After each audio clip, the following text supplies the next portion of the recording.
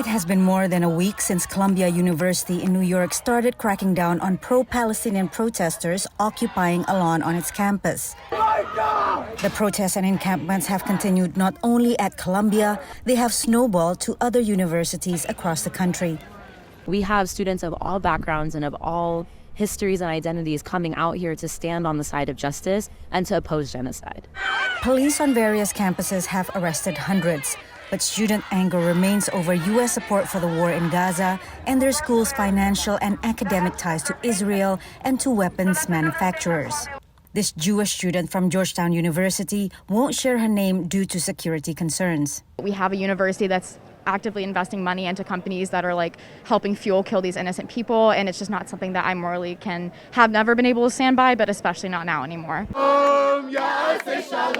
Overall, they are peaceful, even with counter-protests. But some chants have been called anti-Semitic, like this one that refers to Palestinian claims to all the land between the Jordan River and the Mediterranean Sea. From the river to the sea! From the river to the sea! Palestine will be free! Palestine will be free! The protests are a hallmark of American democracy, U.S. Secretary of State Antony Blinken said Friday. At the same time, he rebuked the students. It is also notable that there is silence about Hamas. It's as if it wasn't even part of the story. But, as I've also said repeatedly, the way Israel goes about ensuring that October 7th never happens again matters. The protests have added another layer of tension between the U.S. and Israel, a close ally.